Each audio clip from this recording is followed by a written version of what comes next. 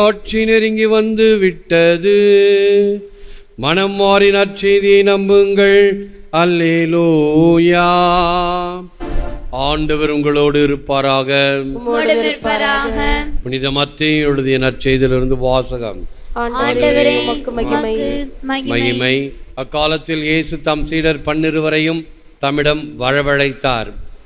தீய ஆவிகளை ஓட்டவும் நோய் நொடிகளை குணமாக்கவும் அவர்களுக்கு அதிகாரம் அளித்தார். அத்திருத்தூதர் 12 பெயர்கள் பின்வருமாறு: முதலாவது பேதுரு என்னும் சீமோன், அடுத்து அவருடைய சகோதரர் ஆந்திரேயா, செபதேயுவின் மகன் யாக்கோபு, அவருடைய சகோதரர் யோவான், பிலிப்பு, பார்த்தலோமையு, தோமா, வரி தண்டனராகிய மத்தேயு, அல்பேயின் மகன் யாக்கோபு, ததேயு, தீவிரவாதியாயிருந்த சீமோன், இயேசுவை காட்டிக் கொடுத்த யூதாஸ் இஸ்காரியோத்து. இயேசு இந்த 12 அனுப்பிய போது அவர்களுக்கு அறிவுரையாக கூறியது: பிற இனத்தாரின் எப்பகுதிக்கும் செல்ல வேண்டாம், சமாரியாவின் நகர் எதிலும் நுழைய வேண்டாம், மாறாக வழி தவறி போன ஆடுகளான இஸ்ராயேல் மக்களிடமே செல்லுங்கள். அப்படி செல்லும்போது விண்ணரசு நெருங்கி வந்துவிட்டது என பறைசாற்றுங்கள் என்றார். இது கிறிஸ்து வழங்கும் வாழ்வு தரும் நற்செய்தி. Jesus summoned his 12 disciples and gave them authority. இயேசு தம் சீடர் 12 தம்மிடம் வரவழைத்தார், அவர்களுக்கு அதிகாரம் அளித்தார்.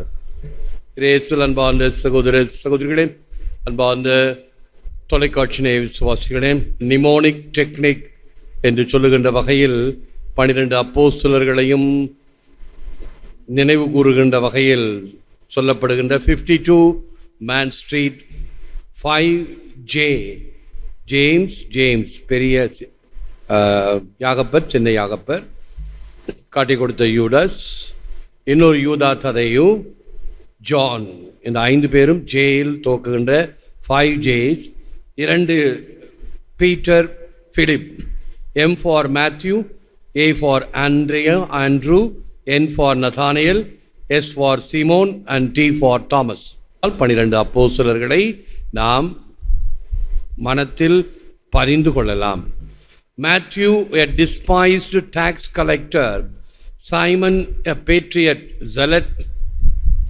The spirit of Jesus enables the lion to lie down with the lamb. ஒருத்தர் சிங்கமாக இருந்தாலும் ஒருத்தர் ஆட்டை போல சாதுவாக இருந்தாலும் இருவரும் இயேசுவால் இணைந்திருக்க முடிகிறது. ஆகவே செலட் என்றால் தீவிரவாதிகள். அவர்கள் எல்லாம் எப்படியாவது ரோமையர்களை கொன்று யூத ராஜ்யத்தை ஏற்படுத்த வேண்டும் என்ற தீவிரவாதிகளாக இருந்தவர்கள் கூட இயேசுவினுடைய அப்போஸ்தலர்களாக அழைக்கப்பட்ட பிறகு இந்த செம்மறி ஆட்டை போல, புறாவை போல சாந்தம் உள்ளவர்களாக மாற்றப்பட்டார்கள் என்பதுதான் நிதர்சனம். He does not call qualified, he calls and qualifies them. தகுதியானவர்களை அவர் அழைப்பதில்லை, அழைத்தவர்களை தகுதியுள்ளவர்களாக்குகிறார். இயேசுனுடைய தனித்தன்மை இதுதான். வழக்கமாக நம்முடைய நிறுவனங்களிலே தகுதியுள்ளவர்களை அழைக்கிறோம், நேர்முகத் தேர்வு செய்கிறோம். அதில் யாரு சிறப்பாக செய்கிறார்களோ, தென்படுகிறார்களோ அவர்களை வேலைக்கு அமர்த்துகிறோம். இது உலகப் பாணி. ஆண்டவருடைய பாணி அப்படி அல்ல. தனக்குரியவர்களை தேர்ந்தெடுக்கின்றார், அவர்களை தகுதி உள்ளாக்குகின்றார். இயேசுனுடைய அழைப்பை பெற்றவர்கள் தகுதியற்றவர்கள். அந்த ஈஸ்டர் இரவு பாடப்படுகின்ற பாஸ்கா புகழுரையிலே இந்த வார்த்தைகள் என் மனதை மிகவும் தொட்ட வார்த்தைகள், தொடுகின்ற வார்த்தைகள். தகுதியற்ற அடியேனை திருப்பணியாளருள் சேர்த்திட தயை கூர்ந்த இரக்கம் நிறைந்தவரே. தகுதியற்ற அடியேனை திருப்பணியாளர்களுள் தேர்ந்திட தயை கூர்ந்த இறைவன் தாமே இத்திரியின் புகழ் ஒளி வீசி என்னை ஒளிரச் செய்வாராக. அருமையான வார்த்தைகள். நாம் யாரும் தகுதியுடையவர்கள் என்று மாறுதட்ட முடியாது. இறைவனுக்கு முன்னால் தகுதியற்றவர்கள், குறைபாடு உடையவர்கள், பலவீனம் உள்ளவர்கள், பாவம் நிறைந்தவர்கள். ஆனாலும் இறைவன் அந்த குற்றம் தன்னை நாடாது குணம் தன்னை நாடுகின்றவர். அவர் ஆகவே அவர் அழைத்து நம்மை தகுதியுள்ளவர்களாக்கி அவருடைய இந்த பணியை செய்வதற்கு நம்மை வில்லிலிருந்து புறப்படும் அம்பாய் அனுப்பி வைக்கின்றார். அன்று அப்போஸ்தலர்களும் சரி, இன்று அவருடைய பெயரால் நற்செய்தி பணி ஆற்றவர்களும் சரி, இயேசுவினுடைய அந்த உந்துதலினால், அந்த அன்பினால், காரித்தாஸ் கிறிஸ்தி உர்ஜத் மே, இயேசுவினுடைய அன்பு என்னை உந்தி தள்ளுகிறது. சின்னப்பரை போல, அப்போஸ்தலர்களைப் போல, மற்ற புனிதர்களைப் போல, வேத சாட்சிகளைப் போல இன்றும் இயேசுவின் அன்பு நம்மை உந்தி தள்ளுகிறது. கல்லார்க்கும் கற்றவர்க்கும் களிப்பு அளிக்கும் களிப்பே, காணார்க்கும் கண்டவர்க்கும் கண்ணளிக்கும் கண்ணே, வல்லார்க்கும் மாட்டார்க்கும் வரமளிக்கும் வரமே, மதியார்க்கும் மதிப்பவர்க்கும் மதிப்பளிக்கும் மதிப்பே, நல்லார்க்கும் பொல்லார்க்கும் நடுகின்ற நடுவே, நரர்களுக்கும் சுரர்களுக்கும் நலம் கொடுக்கும் நலமே. நீ யாரையும் பேதம் படுத்தி வைப்பது கிடையாது. நல்லவர்களாக இருந்தாலும் சரி, தீயவர்களாக இருந்தாலும் சரி, உன்னுடைய அன்பு பெருக்கிலே அவர்கள் இணைய வேண்டும், அன்பு பெருக்கிலே அவர்கள் நனைய வேண்டும். வல்லார்க்கும் மாட்டார்க்கும், யார் வல்லமை இருக்கிறதோ அவர்களுக்கு மட்டுமல்ல, முடியாத நிலையில் இருப்பவர்களை கூட நீர் வரமளித்து அவர்களுக்கு ஆசீரளிக்கின்றேன். For easy jobs like exploring outer space, we chose extraordinary scientists. But for difficult jobs like deciding if someone is guilty or innocent, we chose ordinary citizens. G.K. Chesterton. விண்வெளி ஆராய்ச்சி போன்ற எளிதான பணிகளுக்கு போற்றுதற்குரிய விஞ்ஞானிகளை தேர்வு செய்தோம். ஒருவர் குற்றவாளி அல்லது மாசற்றவர் என்று தீர்ப்பிடும் கடினமான பணிகளுக்கு சாதாரண குடிமக்களை தேர்வு செய்தோம். தீர்ப்பிடுவதற்கு மனிதன் யார்? தீர்ப்பிட அவன் தகுதியற்றவன், அவனே குற்றமுடையவன். அவன் பிறரை சுட்டு விரலில் குற்றம் சாட்டும் பொழுது மற்ற 4 விரல்களும் அவனை நோக்கி சுட்டி காட்டுகின்றன. இறைவன் மட்டும்தான் தீர்ப்பளிக்கக்கூடியவர். மனிதர்கள் தங்களுடைய போக்கிலே அவனுடைய எண்ணப்படி இந்த மாதிரி வேலைகளுக்கெல்லாம் மிக மிக கடினமாக தேர்வுகளை வைத்து தேர்ந்தெடுக்கின்றான். ஆனால் இந்த பணிகளை செய்வதற்கு சாதாரணமான பணியாளர்களை நாம் தேர்வு செய்கிறோம். What was my first job or profession? Why did or did not I change? If at first you don't succeed, you are running about average. M.K. Alderson. எனது முதல் பணி அல்லது தொழில் என்னவாயிருந்தது? அதை ஏன் மாற்றினேன் அல்லது மாற்றவில்லை? முதலில் நீ வெற்றி அடையவில்லை என்றால் சராசரியாக உள்ளது உனது ஈடுபாடு. ஒரு நேர்முக தேர்வுக்கு ஒருவன் செல்கிறான். நேர்முக தேர்வு செய்கிறவனுக்கு ரொம்ப மமதை. அவன் மிகுந்த தகுதி பெற்றவன், நிறைய ஐக்யூ இருக்கக்கூடியவன். ஆகவே வந்தவனை ஒரு ஏளனமாக கருதி அவனை இப்படி மடக்குகிறான். நீ எதற்காக வேலைக்கு வந்தாய்?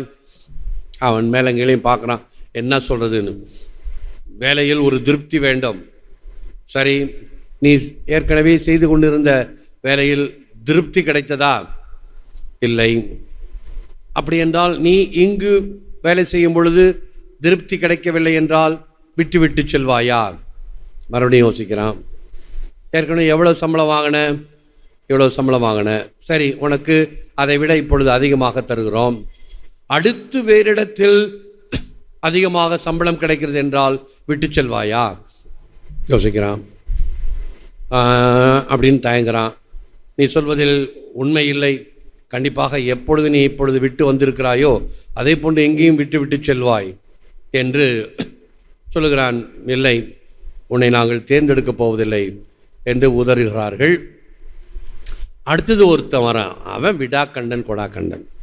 அவனுக்கு இதே போல் கேள்வி கேட்குறது. அவன் திருப்பி இந்த ஆளை கேட்குறான். சரி, உங்களுக்கு எவ்வளோ சம்பளம்? நீ அதை கேட்குற, கொஞ்சம் சொல்லுங்களேன் அப்படின்னு சொன்னோடனே சொல்கிறான். சரி, இதை விட இன்னொரு நிறுவனத்தில் உங்களுக்கு 2 மடங்கு சம்பளம் என்றால் இதை விட்டு செல்வீர்களா மாட்டீர்களா? No answer. உனக்கு சொல்லணும்னு கட்டாயம் இல்லை. அப்போ இவன் சொல்கிறான், நீ விட்டு செல்ல மாட்டா என்றால் நீ ஒரு முட்டாள். விட்டு செல்கிறேன் என்றால் நீயும் பணத்துக்கு தானே வேலை செய்கிறாய். You are appointed. அதுதான் யதார்த்தம். எனக்கு ஆதாயமாக இருக்கிறதா, இதைவிட ஆதாயமாக இருக்கிறதா, விட்டு செல்வதுதான் உலக பாங்கு. ஆனால் இயேசுவின் பணியில் அப்படி அல்ல. ஆகவேதான் நாம் எல்லாம் இயேசுவினுடைய சீடர்கள், தொண்டர்கள் அல்ல. சீடர்களுக்கும் தொண்டர்களுக்கும் என்ன வித்தியாசம்? தொண்டர்கள் இன்னைக்கு ஒரு கட்சியில வாழ்க ஒழிக, அடுத்த கட்சி இன்னும் 2 பாக்கெட் பிரியாணி 2 கட்டிங்கன்னா அடுத்த கட்சிக்கு போய் வாழ்க, அதை விட இன்னும் அதிகமான 3வது கட்சிக்கும் வாழ்க. அதுதான் உலகம். ஆகவே இயேசுவே எனக்கு இதெல்லாம் வேணும், கொடுக்கலையா உடனே வரங்கட்டுறேன், வேற சாமிக்கிட்ட போகிறேன். போகிறது இல்லையா? போகிற ஆட்களை பார்த்துருக்கிறோம் அல்லவா? சபையா போகிறாங்களே, எதுக்கு போகிறாங்க? உன்னிடம் இருக்கக்கூடிய அந்த தொண்டனுக்குரிய மனநிலை இருந்தால் மாறிக்கொண்டிருப்பாய். சீடருக்குரிய மனநிலை இருந்தால் இடரினும் தளரினும் எனது நோய் தொடரினும் என்றும் உன் கடல் தொழுவேன்.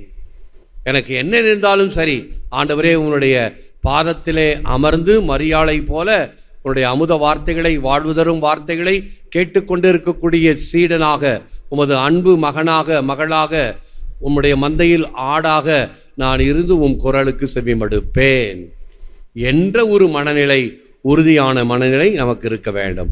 Smile at what you are doing as it should and give a step in the right direction.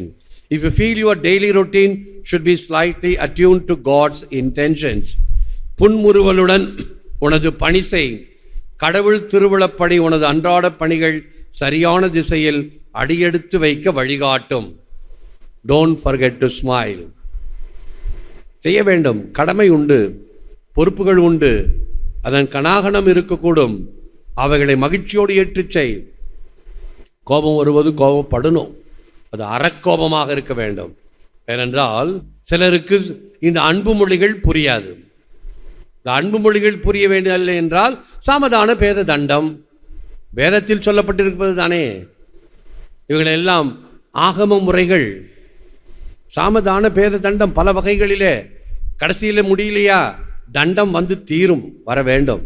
இயேசு சாட்டை எடுத்து அடித்தார் அல்லவா? ஏன் அன்பா சொல்லியிருக்கலாமே, நானே மற்றவங்களே ப்ளீஸ் ப்ளீஸ் போங்க, கோயிலில் இருக்க வேணாம். இல்லையே, தண்டம் தான் அவர்களுக்கு புரிந்த மொழியாக இருந்தது. ஆகவே இயேசுவை புன்முறுவலுடன் பார்க்கின்ற காட்சிகள் இல்லை. படங்கள்லாம் பார்த்தீங்கன்னா இயேசு கொஞ்சம் உம்முன்னு தான் இருப்பார், உம்முனா மூஞ்சி இந்த மாதிரி தான் இருப்பார். ஆனால் இப்பொழுது மாற்றி அமைக்கின்றார்கள். புன்முறுவலுடன் இருக்கக்கூடிய இயேசுவின் முகம் உண்டு. மகிழ்வாரோடு மகிழ்ந்தார், அழுவாரோடு அழுதார். மகிழ்ச்சியாக அவருடைய பணி இருந்தது. அப்படிப்பட்ட பணி நம்முடைய பணியாக இருக்கும். Lord, I am only a spark, make me a fire. Lord, I am only a drop, make me a fountain. Lord, I am only a feather, make me a wing. ஆண்டவரே, நான் வெறும் தீப்பொறி, என்னை ஒரு தீபமாக்கும். ஆண்டவரே, நான் வெறும் சிறு துளி, என்னை ஒரு நீரூற்றாக்கும். ஆண்டவரே, நான் வெறும் சிறு இறகு, என்னை ஒரு சிறகாக்கும். உழந்தால் இருப்போம். நாங்கள் உம்முடைய அன்பு மக்கள், நீர் எங்கள் ஆண்டவர், நாங்கள் உம்முடைய அன்பு ஆடுகள், நீங்கள் எங்கள் ஆயன். ஆகவே அவர் படைப்புகள் நாம், அவர் பிள்ளைகள் நாம், அவர் மந்தையின் ஆடுகள் நாம் என்று சங்கீதம் 100 நாங்கள் படிப்பது போல, பாடுவது போல நாங்கள் என்றும் உமக்கேற்ற அன்பு மக்களாக வாழவும் வளரவும் செய்தருளும். ஏற்று வரமருளும் இறைவா, காக்கும் கரங்களினால். ஆமென், ஆமென்.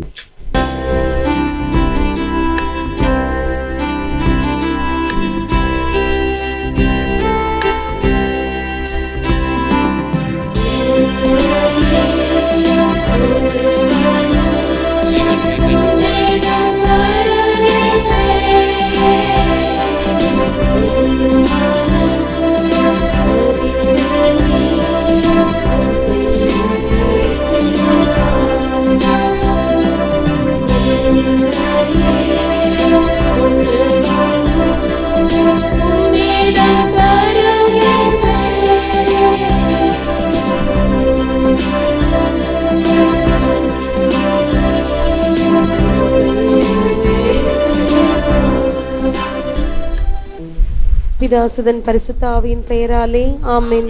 இயேசுவுக்கே புகழ், மரியே வாழ்க. அன்பர்களே, ஒவ்வொரு வீடியோவின் கீழும் மறையுரை விளக்கங்கள் உள்ளன. படித்து பயன்பெறுங்கள். நன்றி, வணக்கம்.